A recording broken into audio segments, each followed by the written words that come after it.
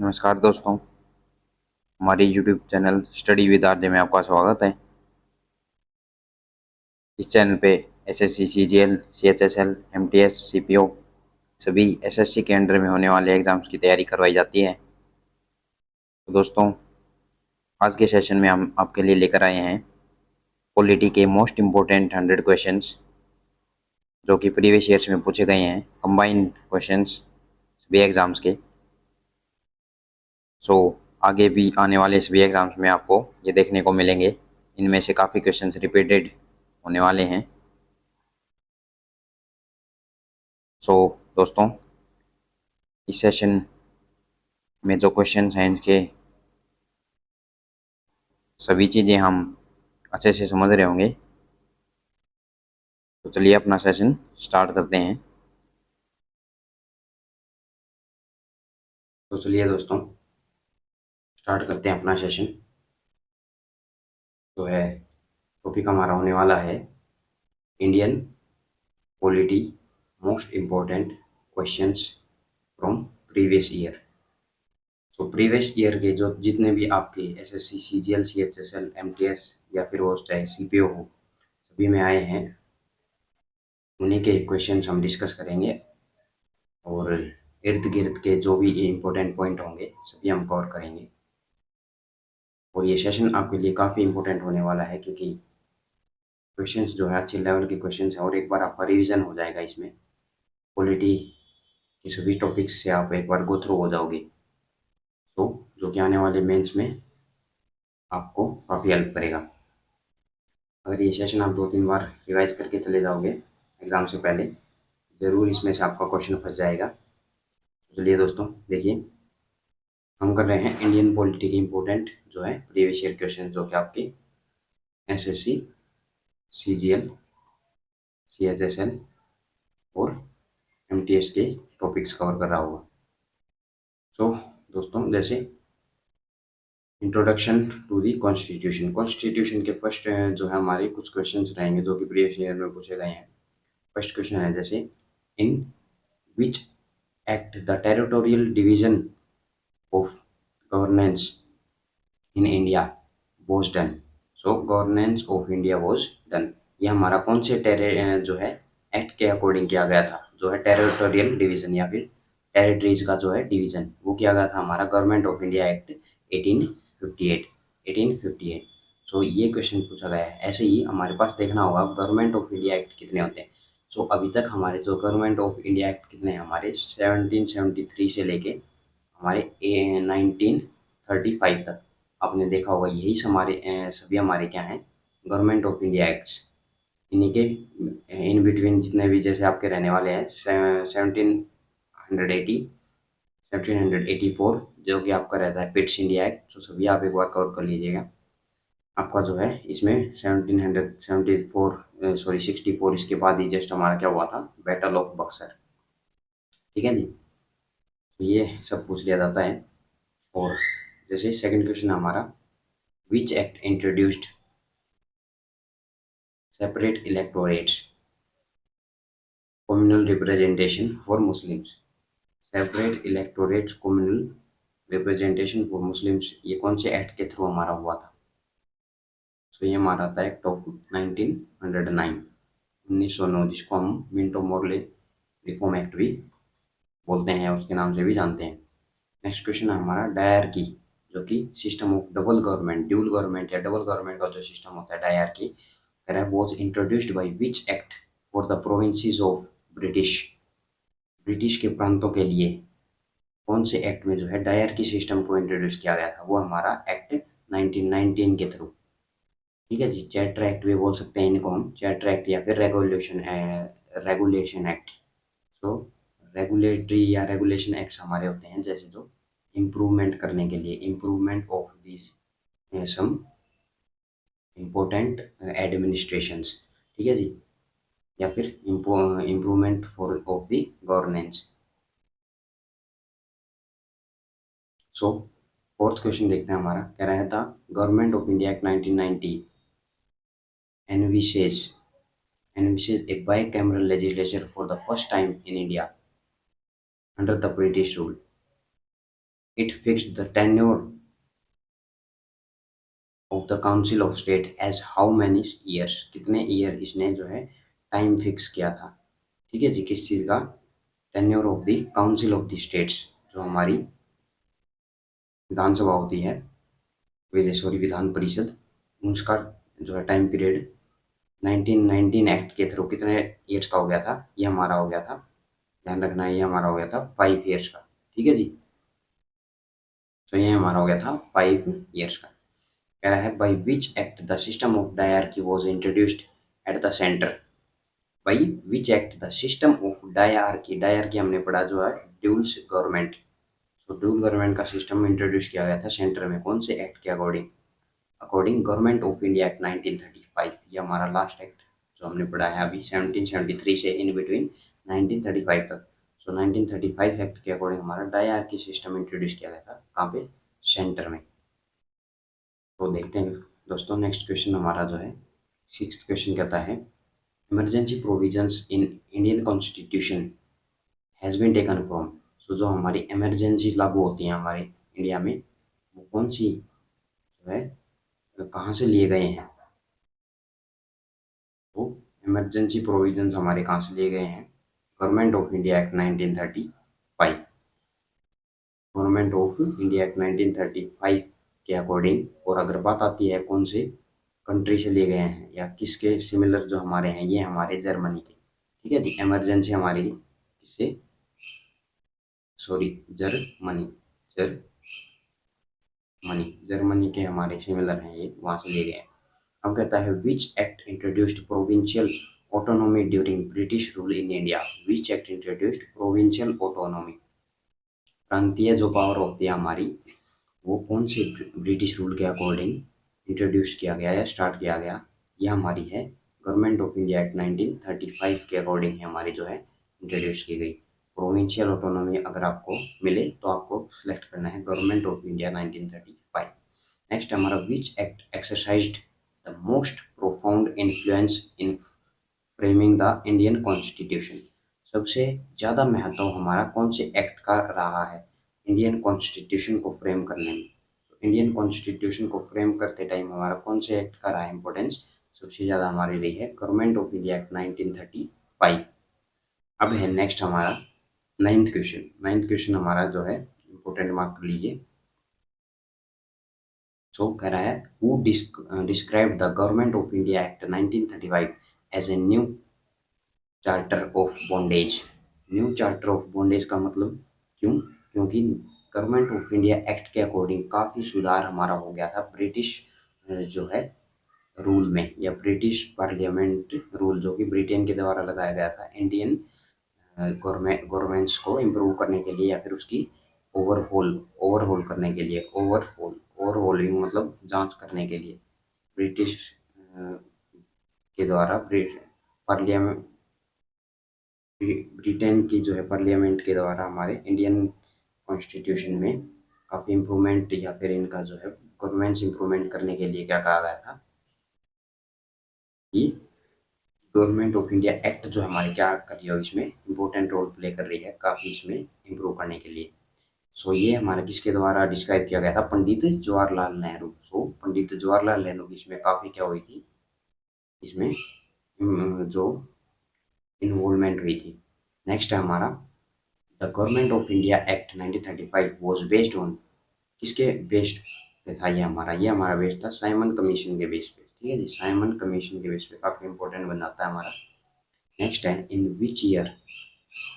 सो 11th question हमारा, ठीक है जी, कह रहा है in which year were the elections held to provincial legislatures and ministries all over the British. In which year were the elections held to provincial legislatures and ministries all over the British India? कौन से year में हमारे जो है elections हुए थे provincial प्रांतीय legislature के और मिनिस्ट्रीज के? सो ये हमारे हुए थे 1937 में। ठीक है जी, 1937 में हमारे क्या हुए थे ये इलेक्शंस। नेक्स्ट हमारा how many members were there in the constituent assembly that wrote the Indian constitution. Indian constitution जो लिखा गया था जब, कितने मेंबर शामिल थे, ठीक है जी, कॉन्स्टिट्यूंट असेंबली के, वो हमारे कॉन्स्टिट्यूंट असेंबली के कितने मेंबर शामिल थे, ये हमारे शामिल थे 299, ठीक है, ये इंपॉर्टेंट मार्क कर लीजिए। नेक्स्ट आप constituent assembly of India was founded in the year. तो कॉन्स्टिट्यूंट असेंबली कौन से ईयर में फाउंड की गई थी हमारी, ये हुई थी 1946 में। हमें 14 क्वेश्चन आपका कहता है what was the basis for constituting the constituent assembly of India. जो इम्पोर्ट जो हमारे जो बेसिक्स क्या थे, हमारे बेसिस किस बेस पे इसको जो है हमारा कॉन्स्टिट्यूट किया गया था कॉन्स्टिट्यूएंट असेंबली को, यह बनाया गया था, ये cabinet mission plan, cabinet mission plan के अकॉर्डिंग इसको जो है तैयार किया गया था 1946, कैबिनेट मिशन प्लान 1946।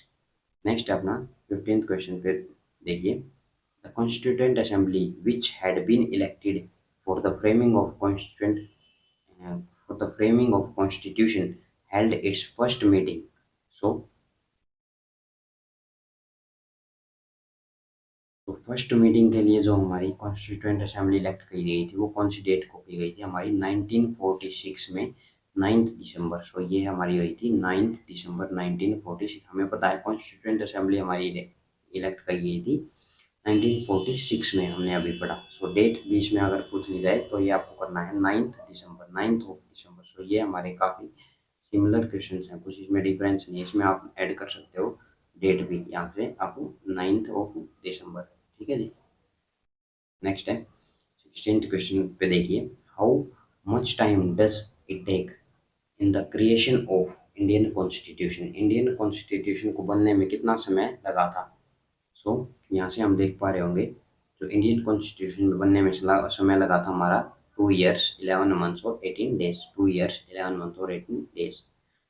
अब है when did the Indian constitution constituent assembly adopt the constitution, कब जो है अडोप्ट किया गया था, ठीक है जी, इनेक्ट नहीं, ध्यान से सुनिए, एक होता है हमारा इनेक्ट, एक होता है अडोप्ट, अडोप्ट किया गया था केवल, ठीक है जी। इनेक्ट का मतलब होता है कोई भी चीज़ पारित कर देना या लागू कर देना, तो ये हमारी पारित नहीं कही गई थी भी, केवल हमारा इनेक्ट किया गया है, सॉरी एडोप्ट किया गया था। जैसे 26 नवंबर 1949 को ये एडोप्ट किया गया था, और इनेक्ट की बात आती है तो हमारा ये किया गया था कॉन्स्टिट्यूएंट असेंबली हमारा, ये जो किया गया था constitution held it's final session on which किया था 24 जनवरी 1950, ठीक है जी। बात आती है इन इंडियन कॉन्स्टिट्यूशन डे और संविधान दिवस, कह रहा है कि इंडिया में इंडियन कॉन्स्टिट्यूशन डे और संविधान दिवस commemorate the adoption of Constitution of India is celebrated। So ये जो हमारा संविधान दिवस जो सेलिब्रेट किया जाता है वो हमारा 26 नवंबर को सेलिब्रेट किया जाता है। नेक्स्ट है how many members were there in the drafting committee of the Indian constitution, ये काफ़ी आपको मार्क कर लीजिए, इंपॉर्टेंट क्वेश्चन है। ड्राफ्टिंग कमेटी में आपके जो है कितने मेंबर शामिल थे, तो ये जो है 7 मेंबर्स आपके शामिल थे ड्राफ्टिंग कमेटी में, ठीक है जी। सो अब बात आती है आपकी नेक्स्ट क्वेश्चन की, 21st क्वेश्चन देखिए, the objective resolution in the constitution constituent assembly was moved by, objective resolution in the constituent assembly was moved by, आपका ये है जवाहरलाल नेहरू, जवाहरलाल नेहरू। ऑब्जेक्टिव रिजोल्यूशन का मतलब क्या होता है आपका, ये होता है जैसे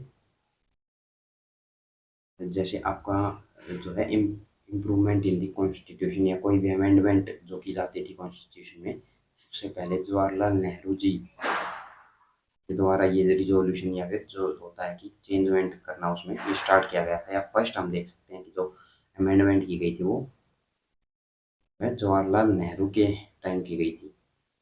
वो कह रहा है जी who was appointed as Assembly's constitutional advisor in 1946 during the framing of Indian Constitution।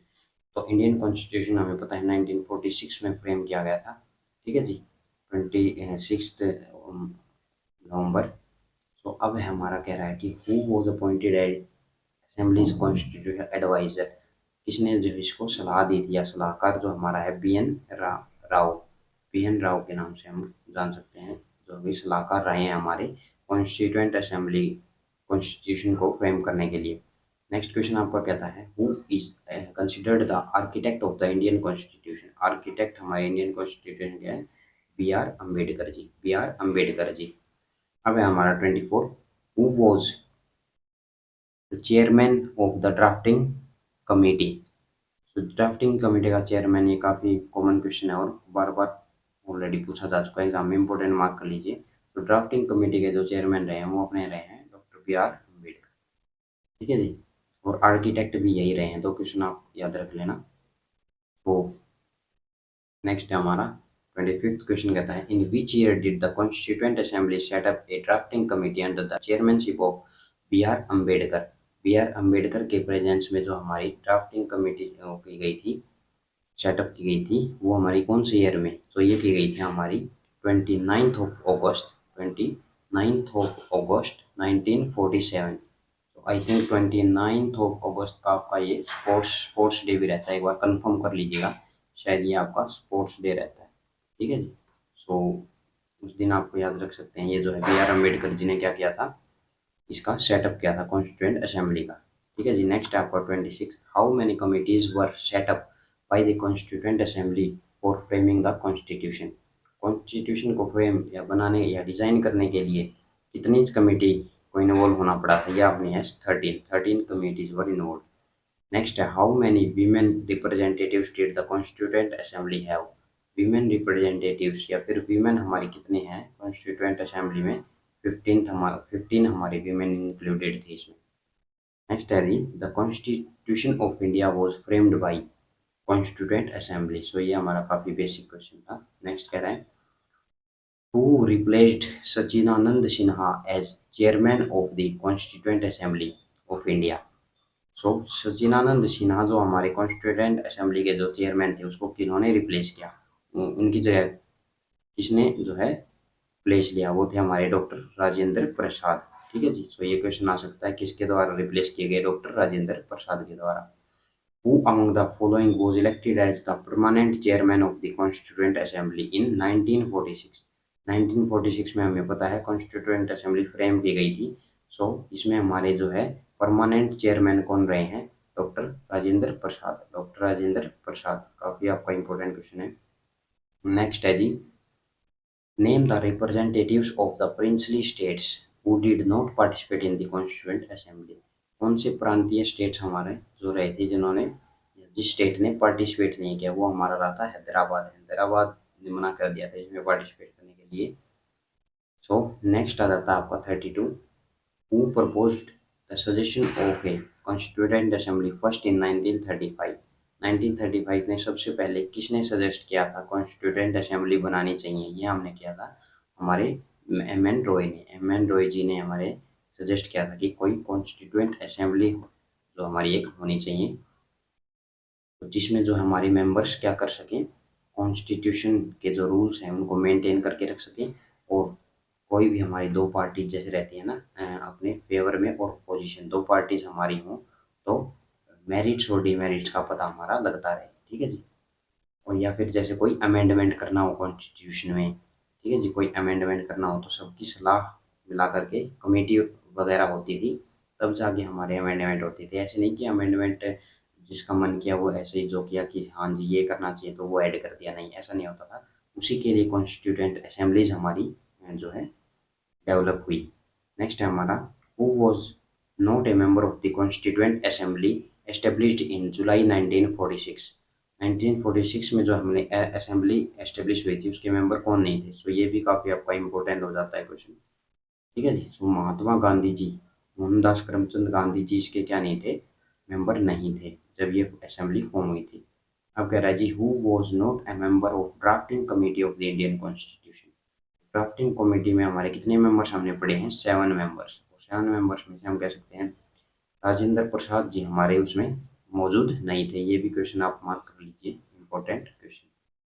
Next है आपका who was temporary president of the constituent assembly. So temporary president कौन था, तो हमें पता है जो सचिदानंद सिन्हा जी को किसने रिप्लेस किया था, डॉक्टर राजेंद्र प्रसाद ने, ठीक है जी। डॉक्टर राजेंद्र प्रसाद ने रिप्लेस किया था। इसका मतलब ये अगर टेम्परेरी प्रेसिडेंट हैं तो ये हमारे क्या थे, ये हमारे थे चेयरमैन, ठीक है जी। चेयरमैन थे ये हमारे doctor Sachchidananda Sinha, chairman of the constituent assembly. Next है जी हमारा 36 क्वेश्चन। 36 क्वेश्चन कह रहा है the first education minister of India independent India was. Independent India के जो हमारे पहले एजुकेशन शिक्षा मंत्री जो रहे हैं वो हमारे रहे हैं अब्दुल कलाम आज़ाद। अबुल कलाम आज़ाद। अबुल कलाम आज़ाद, ये भी आपका काफ़ी इंपॉर्टेंट क्वेश्चन है। First education minister of independent India आप लिख सकते हैं अबुल कलाम आज़ाद। नेक्स्ट हमारा who among the following was appointed as the defence minister in the interim government. So interim government में हमारे क्या थे, डिफेंस मिनिस्टर कौन थे? डिफेंस मिनिस्टर हमारे थे, तो डिफेंस मिनिस्टर हमारे कौन से रहे हैं? ये रहे हमारे बलदेव सिंह। ठीक है जी, बलदेव सिंह हमारे डिफेंस मिनिस्टर रहे हैं। नेक्स्ट हमारा who was the minister of home information and broadcasting. Sorry home affair and जो है हमारे broadcasting in the interim government in the 1976, ये हमारे रहे हैं वल्लभ भाई जावेद भाई पटेल। अब हमारा in the contest of interim in government in 1946 of India who among the following was holding the portfolio. Portfolio मतलब हमारे रूल्स वगैरह या रूल्स का जो एक टाइप से ढांचा होता है, वो portfolio of the finance. Finance minister जिसको बोलते हैं वो हमारा है लियाकत अली खान। ठीक है जी, लियाकत अली खान। लियाकत अली खान हमारे जो है फाइनेंस मिनिस्टर रहे हैं जो है इंटरिम गवर्नमेंट 1946 के। ठीक है जी, इंडियन गवर्नमेंट 1946 के फाइनेंस मिनिस्टर आ जाए तो कौन है हमारे, लियाकत अली खान। 40th क्वेश्चन और last question of the session है हमारा after the constitution of India came into force in 1950 the constituent assembly ceased to exist. ठीक है जी, ट्रांसफॉर्मिंग इटसेल्फ इनटू, कह रहा है कि कॉन्स्टिट्यूशन ऑफ इंडिया के जो हमारा जब एनफोर्स हुआ था या लागू हो गया था 1950 में, सो कॉन्स्टिट्यूशन असेंबली हमारी क्या हुई थी, स्टॉप हो गई थी या बंद हो गई थी हमारी जो है एग्जिस्ट होना, या ये हम कह सकते हैं ट्रांसफर हुई थी। कौन सी कमेटी में ट्रांसफर हुई थी हमारी, ये हुई थी provincial provisional parliament of India till 1952। Provisional parliament of India till 1952। सो दोस्तों इस सेशन में हम करेंगे इतने ही क्वेश्चन। नेक्स्ट सेशन में हम फिर देखेंगे जो है काफ़ी आपकी बड़ी पीडीएफ है ये और काफ़ी क्वेश्चन इसमें हैं, तो जो है कुछ क्वेश्चन हम कर रहे होंगे नेक्स्ट पीडीएफ में। ठीक है जी, काफ़ी इंपॉर्टेंट क्वेश्चन हैं ये आपके और आपको रिवाइज करते रहना है। आप बने रहिए हमारे चैनल के साथ, आपको पूरी पीडीएफ हम सोल्व करवाएंगे और 3-4 बार इसको आप जो है रिवाइज करते रहिएगा। पीडीएफ अगर आपको चाहिए है तो आपको जो है सब्सक्राइब करें हमारे चैनल को और टेलीग्राम ज्वाइन करें। टेलीग्राम पे आपको कंप्लीट पीडीएफ क्वेश्चंस की मिल जाएगी। सो चलिए दोस्तों, आपके लिए ये जो है सभी फ्री मटेरियल हम प्रोवाइड कराते हैं। आप हमारे टेलीग्राम पे ज्वाइन कर सकते हैं। टेलीग्राम का लिंक आपको डिस्क्रिप्शन में मिल जाएगा इस वीडियो के। फिर मिलते हैं आपको ऐसी इंपॉर्टेंट वीडियो के साथ। पढ़ते रहिएगा अपना। तो चलते हैं दोस्तों, नमस्कार, जय हिंद।